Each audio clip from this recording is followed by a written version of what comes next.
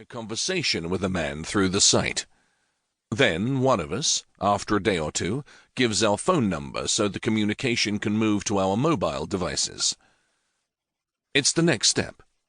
During all of this, we're asking each other questions, seeing if we have anything in common, and just making sure the other person isn't a complete psycho. It's happened. So, all of you who just chuckled at that comment, just wait. It'll happen to you too. Be prepared. If we've moved on to exchanging numbers, then obviously we each believe there's a potential connection possible. At least we hope there is. By this time, we've talked about wanting to meet the other. I usually ask for an actual phone call at this point, but I've recently moved beyond that to FaceTiming. I truly believe that this would be my way of sorting through those that might look good through text and in pictures, but just not live up to that in real life. Because, let's be honest, IRL matters, people. A lot. Out of the 5 sites, along with my new approach, I had 6 dates over the last 2 weeks. Hold on, all of you who are freaking out at that number. Understand that if I had clicked with any of these men, I would have cancelled any other date. I'm a one-man woman. My mother taught me to share, but not when it comes to my men. My expectations for these dates have severely diminished over the years. Gah, years. Head desk. However, I do get excited, because if I don't have any enthusiasm to meet a man, then why in the world would I agree to a date in the first place? Because I've been at this for so long, I like to keep track of what has worked and what hasn't. The entire point is that I don't want to spend my life alone. It just makes good sense to take notes. I won't tell you how many dates I've been on in the last year, because even I am shocked by the number.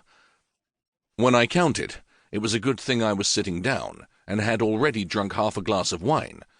Otherwise, I might have fainted. What I will tell you is that out of those dates, less than half resulted in second dates, and less than a third of those became third dates. And there were no fourth dates. Loud sigh. I'm constantly meeting new men, so I'm beginning to think that I need to write a book on how to put nerves aside the first time you meet up with someone. Not sure anyone would buy it, since I've obviously failed at securing a boyfriend. Then again, it's not all my fault.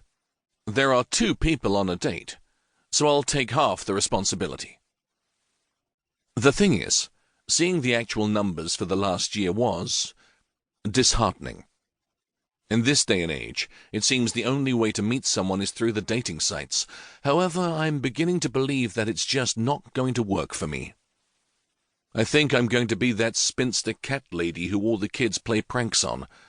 And while that used to terrify me, my pathetic and ineffectual hunt for the one has shown me something. I'm okay on my own. It's not what I'd like or even what I'd hoped for, but there are worse things. I like my own company. I'm not one of those who can't survive without having a significant other, and I've run across plenty of men like that, so it isn't just women. I can go to the movies on my own. I can even go out to eat on my own. To all those out there searching, or maybe just waiting and hoping, to meet your one, keep your heart open. As for me, I'm going to go on one last date tonight before I shut down all the dating sites and give myself a little break. Never fear. I've got a ton more stories that I've not written about, so I won't disappear anytime soon. Until next time. Chapter 1. Dreagan. April. Things weren't going well, and they didn't look to be improving anytime soon. V wearily ran a hand down his face. All he wanted was to go to his mountain and figure out why his sword wouldn't work. But he couldn't. If he did, every dragon king at Dreagan would know that something was wrong. Eons after having his sword stolen and then hidden from him, it was now back in his possession. But it did no good, and every king was counting on him to use it in order to check on the dragons. He paced his room.